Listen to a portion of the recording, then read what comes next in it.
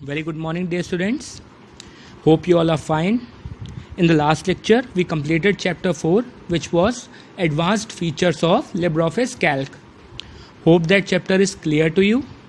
So today, let's start the new one, that is chapter 3, Graphics in Basic 256. So my first question is, what is Basic 256? Basic 256 is a project. It is an easy way to use version of basic computer programming. Basic computer programming को use करने का एक तरीका है, एक project है जिसके through हम बेसिक कंप्यूटर प्रोग्रामिंग सीख सकते हैं, यूज़ कर सकते हैं. It is used for writing programs and you can also draw different shapes and figures very easily. Programming है ये, प्रोग्राम्स हम लिखते हैं, वी राइट प्रोग्राम्स, और प्रोग्राम्स का यूज़ करके हम डिफरेंट शेप्स और फिगर्स ड्रॉ कर सकते हैं बेसिक 256 की हेल्प से. हमने क्लास 6 में बेसिक 256 में पढ़ा था हम कैसे प्रोग्राम राइट करते हैं, कैसे लिखते हैं प्रोग्राम और कैसे उसका आउटपुट डिस्प्ले करते हैं टेक्स्ट आउटपुट एरिया में. ठीक है. So in this chapter you will learn how to draw different figures and shapes very easily in graphic output area. 6th class में हमने प्रोग्रामिंग और प्रोग्राम्स लिखना डिस्कस किया था. यहाँ पे हम डिस्कस करेंगे कैसे शेप्स और फिगर हम ड्रॉ कर सकते हैं ग्राफिक आउटपुट एरिया में using basic 256. So what is a basic 256? It is a project or an easy way to use version of basic computer programming. Computer programming को use करने का basic तरीका है basic 256. So let's start with the first topic of basic 256, which is basic 256 window. Basic 256 की window कैसे दिखती है, कितने सेक्शंस में वो डिवाइडेड होती है, कौन कौन से पार्ट्स होते हैं, हमने वो डिस्कस करना है. The basic 256 window is divided into 5 sections. 5 section में डिवाइडेड होती है. First is menu bar. पहला जो सेक्शन होता है वो मेन्यू बार कहते हैं उसे. Second section is tool bar. Third is program area. Fourth is text output area and fifth is graphics output area. सबसे ऊपर मेन्यू बार होता है, फिर टूल बार होता है, फिर आता है प्रोग्राम एरिया जहां हम प्रोग्राम लिखते हैं, फिर आता है टेक्स्ट आउटपुट एरिया जहां पे टेक्स्ट का आउटपुट आता है, और फिर आता है ग्राफिक्स आउटपुट एरिया जहां पे ग्राफिक्स का आउटपुट आता है. तो first is menu bar. The menu bar contains several different drop down menus. Menu bar में कई सारे मेन्यूज होते हैं जिन्हें हम ओपन करते हैं तो और सब मेन्यू ओपन हो जाते हैं. कौन कौन से मेन्यूज होते हैं? फाइल मेन्यू होता है, एडिट मेन्यू होता है, व्यू मेन्यू होता है, रन मेन्यू होता है, और फिफ्थ होता है हेल्प मेन्यू. तो ये मेन्यू बार के और ऑप्शंस हैं और मेन्यू हैं. इस मेन्यू बार में ये सारे सब मेन्यू ओपन किए जा सकते हैं. Second is tool bar. It contains buttons you can use to select common commands such as new, open, save, run. इसमें क्या होता है, इसमें बटन्स होते हैं जो हम बेसिक कमांड्स की तरह यूज़ कर सकते हैं. जैसे न्यू बटन होता है, हमें कोई न्यू बेसिक 256 की विंडो खोलनी है तो उसके लिए बटन है. ओपन करना है, कोई पुराना हमारा सेव करा हुआ डॉक्यूमेंट है तो उसके लिए हम ओपन कर सकते हैं, सेव कर सकते हैं. जो हमारा प्रेजेंट डॉक्यूमेंट हम तैयार कर रहे हैं या प्रोग्रामिंग तैयार कर रहे हैं उसे सेव कर सकते हैं, और रन कर सकते हैं. जो हमने तैयार किया है प्रोग्राम उसका रिजल्ट रन कर सकते हैं, पेस्ट कर सकते हैं, कट कॉपी कर सकते हैं, अंडू का यूज़ कर सकते हैं, स्टॉप का यूज़ कर सकते हैं. ये सारे फीचर्स हमें टूल बार पे मिलते हैं. Third one is programme area. So what is programme area? Programs are made up of instructions to tell the computer exactly what to do and how to do. Programs क्या होते हैं? Basically programs वो instructions होते हैं जो हम computer को देते हैं कि कोई काम कैसे करना है और क्या काम करना है. So these are programs, वो instructions होते हैं.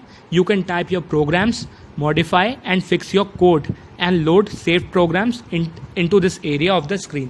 तो प्रोग्राम एरिया में हम क्या क्या कर सकते हैं? अपना प्रोग्राम टाइप कर सकते हैं, उसमें चेंजेस कर सकते हैं, मॉडिफाई कर सकते हैं. उसमें हमने कोई कोड डालना हो तो कोड डाल सकते हैं. हमारा कोई पुराना प्रोग्राम ओपन करना हो, सेव्ड प्रोग्राम हमारे कंप्यूटर में कोई हो तो उसे ओपन करना हो तो वो भी हम प्रोग्राम एरिया में ओपन कर सकते हैं. Next is text output area. इसमें क्या होता है? This area will display the output of your programs. जो प्रोग्राम हमने तैयार करे, लिखे, वहाँ पे प्रोग्राम एरिया में उसका आउटपुट हमें टेक्स्ट आउटपुट एरिया में मिल जाता है. दिस में इंक्लूड वर्ड्स एंड नंबर्स. तो इसमें कौन क्या हो सकता है? वर्ड्स हो सकते हैं या फिर नंबर्स हो सकते हैं. So this was text output area. Now last section is graphics output area. This area will display pictures, shapes and graphics that you create.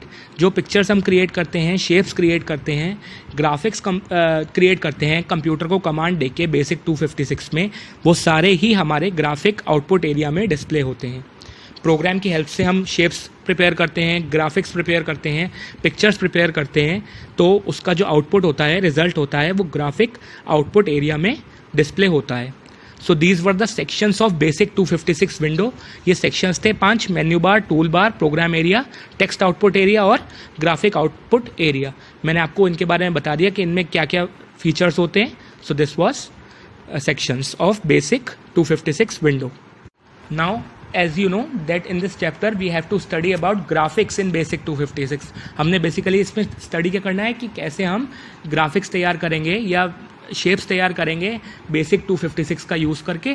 So now the next topic is graphics output area. हम graphics output area को detail में पढ़ेंगे, उसकी window कैसी होती है, क्या उसके फीचर्स होते हैं, वो सब हम पढ़ेंगे।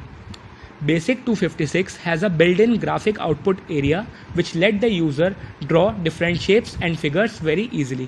Graphic output area में हम easily different shapes और figures draw कर सकते हैं commands और programs का use करके। किसमें? Basic 256 में। This area is made up of tiny parts called pixels.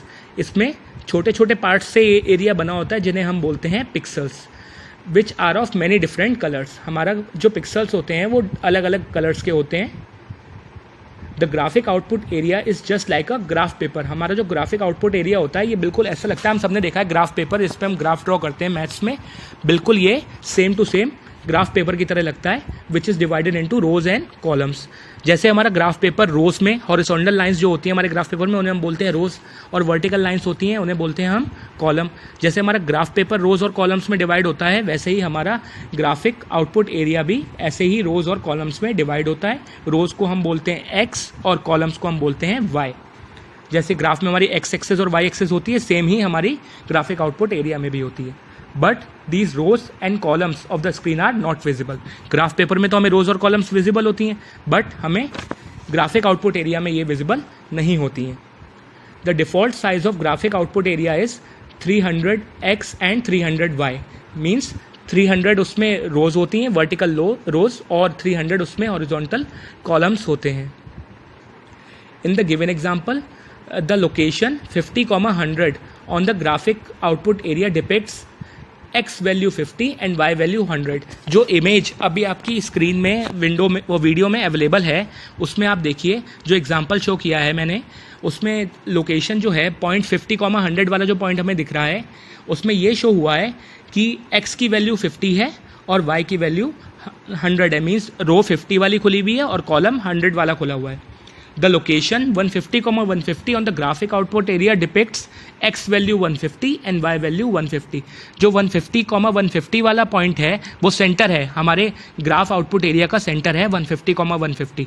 ये डिपेक्ट कर रहा है कि हमारी जो रो है वो 150 है ये वाली, और कॉलम भी 150 है, तो इसलिए ये सेंटर है, क्योंकि हमारे 300 रोज होती हैं और 300 कॉलम्स होते हैं। And the location 250,250 on the graphics output area depicts x value 250 and y value 250। तो ये जो लोकेशन हमारी विजिबल है 250,250 नीचे वाली, उसमें भी ये डिपेक्ट हो रहा है कि हमारी रोज जो है वो 250 वाली है ये, और कॉलम भी 250 वाला है। सो ये जो तीनों ही पॉइंट विजिबल हैं आपकी वीडियो में, ये मैंने आपको एक्सप्लेन कर दिया कि कौन सा रो और कौन सा कॉलम ये डिपेक्ट कर रहे हैं। लेकिन हमारा जैसे ग्राफ पेपर में रोज और कॉलम विजिबल होते हैं, हमारे ग्राफिक आउटपुट एरिया में ऐसा विजिबल नहीं होते हैं। यही डिफरेंस है हमारे ग्राफ पेपर में और ग्राफिक आउटपुट एरिया में। सो ये था हमारा ग्राफिक आउटपुट एरिया। ये लगता कैसा है? पिक्सल्स में डिवाइडेड होता है, ग्राफ पेपर की तरह लगता है, रोज और कॉलम्स होते हैं, 300 रोज 300 कॉलम्स होते हैं। ये हमने स्टडी अभी किया। Now we will discuss colours. BASIC 256 में कैसे कलर्स होते हैं ये डिस्कस करेंगे हम। Now will discuss the next topic which is colours in basic 256। हम कैसे बेसिक 256 में अपनी ड्राइंग्स को या अपनी टेक्स्ट को कोई कलर अप्लाई कर सकते हैं वो हम सीखेंगे। In basic 256 you can apply colours in drawing and text. These colours are represented by 2 ways. कैसे? 2 तरीके से हम अपने कलर को उसमें यूज़ कर सकते हैं, ड्राइंग्स में और टेक्स्ट में। First ways by name. कैसे? In this option you can apply the colour by typing its name. Colour को हम कैसे अप्लाई करेंगे, जस्ट उसका नेम टाइप करेंगे और हमारा कलर अप्लाई हो जाएगा। There are 18 different colours which you can specify by name. 18 ऐसे कलर्स हैं जो हम नेम डाल के स्पेसिफाई कर सकते हैं। कौन कौन से हैं? Black, red, dark red, blue, dark blue, white, grey, dark grey, purple, dark purple, green, dark green, yellow, dark yellow, orange, dark orange, cyan, dark cyan. तो ये 18 ऐसे कलर्स हैं जिनका हम बाय नेम डाल के उसको स्पेसिफाई कर सकते हैं, हमारी ड्राइंग्स को या फिर टेक्स्ट को हम अप्लाई कर सकते हैं। तो कैसे अप्लाई करेंगे हम कलर कमांड को?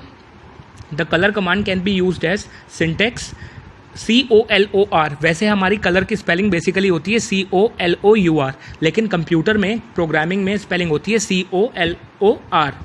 तो एंगल ब्रैकेट ऑन करेंगे, हम खोलेंगे उसमें लिखेंगे कलर का नेम। फॉर एग्जांपल हमने ब्लू कलर अगर अप्लाई करना है तो हम एंगल ब्रैकेट्स में लिख देंगे कलर COLOR और स्पेस देके ब्लू। तो जैसे ही हम ये कमांड देंगे, सिंटेक्स में ये कमांड हम करेंगे place, it changes the colour of the text और ड्राइंग टू ब्लू। जो भी हमारी टेक्स्ट या ड्राइंग होगी उसका कलर ब्लू चेंज हो जाएगा। ऐसे ही हमने ब्लैक लगाना है तो हम कमांड देंगे COLOR कलर ब्लैक और सब कैपिटल में देंगे और एंगल ब्रैकेट्स में उसे बंद कर देंगे, तो हमारा ब्लैक कलर हो जाएगा। सेम येलो, पर्पल, जो भी 18 कलर्स में से हमें कोई भी कलर लगाना है, ऐसे ही हम उसे अप्लाई कर सकते हैं। So this was applying colours by name. Second option is applying colors by RGB value. By RGB value also you can apply colors to your text and drawing. RGB value का use करके भी हम text को colour या फिर drawing को colour apply कर सकते हैं। RGB क्या होता है? RGB stands for red, green and blue.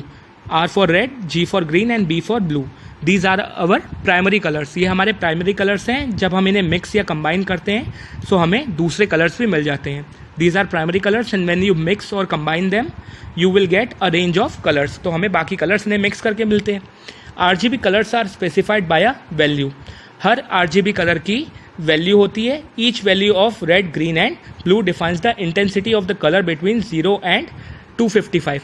तो 0 से लेकर 255 हमारी वैल्यू होती है रेड, ग्रीन और ब्लू कलर की। जिस वैल्यू के हिसाब से हम कलर मिलाएंगे वो कलर हमारा बन जाएगा, वो हमारी इंटेंसिटी होती है। फॉर एग्जांपल 0 इंटेंसिटी अगर यूज़ कर रहे हैं हम किसी कलर की, तो हमारी मतलब उसका इंटेंसिटी कम है और मैक्सिमम वैल्यू कितनी है? 255। तो एग्जांपल लेते हैं जिससे आपको क्लियर हो जाएगा। अगर हमने रेड, ग्रीन, ब्लू RGB का यूज़ करके ब्लैक कलर बनाना है तो हमारा इसका RGB कोड होगा 000। Means 0 intensity of red colour, 0 of green and 0 of blue, which will provide you black colour. इससे हमें ब्लैक कलर मिल जाएगा। In the same way blue colour की इंटेंसिटी होती है 00 एंड 255। रेड की 0, ग्रीन की 0 और बी की 255।